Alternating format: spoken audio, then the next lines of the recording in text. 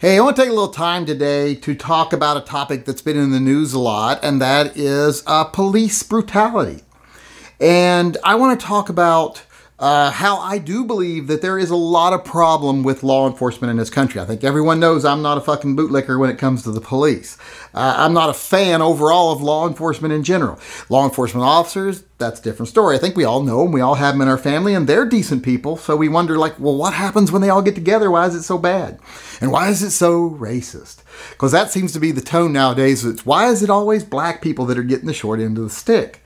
Well, I want to come on here today and say that this may not be a popular opinion, but I don't think police are racist. Like I've said many times, I think people make too much of a deal out of race nowadays. I remember when being racist was actually acceptable. It ain't today. There ain't nowhere near as many racists. People are like, oh, white supremacy's on the rise. No, it isn't. There's fewer and fewer every day.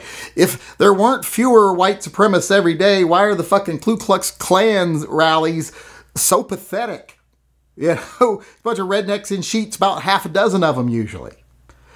So if they were on the rise, I think they'd have a little bit more of a presence. They wouldn't be outnumbered 1,000 to 1 by the demonstrators that come to shout them down, black and white. So I don't buy this that racism's on the rise, and I don't buy it that cops are racist, because a lot of the stuff this happens is with black and Hispanic and white cops all. So are we saying they're all racist, even the black ones, against black people? No, I don't believe that. Like I said, I do believe policing is broken in our country. Not unsalvageable.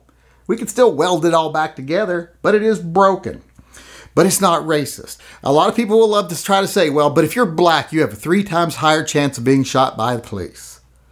Well, there's reasons for that, and it's got nothing to do with the color of your skin. It's got to do a lot with socioeconomic conditions and living in poor communities, etc.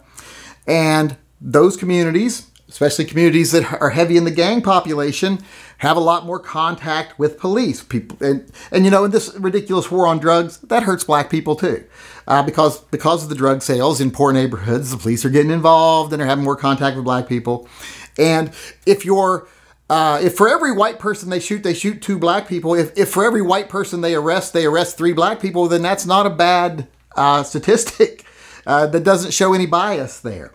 And statistically, that is the case. Police deal with black people more because they commit more crimes, statistically. And it's not because of the color of their skin, it's because of their circumstances and their choices. Because here's the thing, when you're poor, there's a lot of bad choices that can come at you.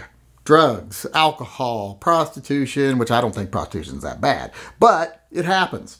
A lot of choices you can make when you're poor to try and not be poor anymore that are kind of the easier way out than studying, trying to join the military to get a scholarship or whatever. That's hard and long. It's easier sometimes, hard and long. It's easier sometimes to just take the easy way out. Join a gang to get the love that you never got from your absentee father or your too busy mother. You know, sell drugs to make money so that you can afford to buy food even for your table. I'm not saying every drug dealer's out there driving Jaguars. Most of them are street level, you know, in-betweeners who just barely make enough money to subsist. So I don't like the war on drugs. But the reality is, like I'm saying, it isn't a factor of racism on the police. It's a fact that the black community is offending more. And we have to start dealing with why is the black community offending more. We have to acknowledge it before we can fix it. You could say, well, they're not getting the same opportunities. And that's true. A lot of people, black people live in poverty, and people in poverty don't get the same opportunities. I didn't get the same opportunities. I was born into poverty. People born in a poor coal mine town in West Virginia, they have the same problems that a lot of people have in the black communities, except, of course, for the gangs and stuff, because it's not a lot of big inner city stuff, and there's not a lot of, you know, gang activity. If there was, I'm sure a lot of them would make bad choices and join them. But a lot of the poor people in, you know, white communities in West Virginia, they make the same bad choices. They get into drugs, alcohol, other things. They make mistakes. They have babies while they're still babies. You know, they all make the same mistakes. They have a lot of absentee fathers. I'm one of those West Virginia people with an absentee father. So it's not just black people that those things happen to. And it's not because you're black that the police have a problem with most people. And here's another thing, too, that there's a difference between black and white. And I'll admit this is a cultural difference. We growing up, we're taught as white people, when the police confront you, put your hands behind your head or, you know, whatever you got to do, be quiet, answer their questions, and go along with whatever they say. And when they let you go, you can deal with it later in court if they do something wrong. Black people aren't taught the same thing. They grow up in a community where they're afraid of the police, and they're told if police come after you, get the fuck away. So you see a lot more struggle and try to get away. Like this guy recently in the Wendy's parking lot. He didn't get shot for falling asleep. He got, which they like to portray it as on the news. Oh, he died for falling asleep in a drive-thru. No, he died from after falling asleep drunk at the wheel in a drive-thru. The police tried to arrest him for drunk driving, and he decided to fight them, steal one of their weapons, and flee while trying to use the weapon. That's why he died. And whether you can determine whether that was justified by the police or not, that's up to you. You know, you can make your own decision. But that's why he died, not because he fell asleep in a parking lot or in a drive-thru. Because he fought police and he ran, which is more common with black people when they get arrested. It's far more common. If you look at fleeing suspects, it's far more blacks try to flee custody than whites. And there's a reason for that. Like I said, they're taught to be afraid of the police. And I'm not saying they don't have good reason for that, but white people aren't taught that, even though we probably have good reason nowadays to be afraid of the police too. Because policing is broken. We got good cops and bad cops together. They're hiring cops with the wrong attitudes nowadays because they want more and more and more and more and more police officers for some reason. I don't know why, when crime rates are not going up. It's just more and more control. They're militarizing the police departments, causing them to be more, you know, soldier-oriented when they go out there and acting like we're the enemy. There's lots of reasons why the police department right now is broken. Even good cops in the police department, even if they are the majority, like 95%, they can't do anything. They can't say anything, or they'll be drummed out of the fucking police department. They, you know, if they speak up, they'll lose their jobs, they'll lose their friends, they'll lose their pensions, they'll lose everything and still not make a difference because the police unions are so powerful and they're geared around protecting the worst element in the police departments. Believe me, the police departments also, if you talk to them, you give them a couple of beers and talk to them, and they'll tell you like all the guys that needed to go, but they can't get rid of them because of the union. And if they tried to, they would lose their job because they would now be untrustworthy. They would have stabbed their own in the back. Fuck that shit. If someone's scumbag, they're scumbag. I don't care if they are in your brotherhood. But that's the issue right now with police. Police do have a lot of issues. And this whole defund the police thing, that is even, I don't even know, can that be a real thing even?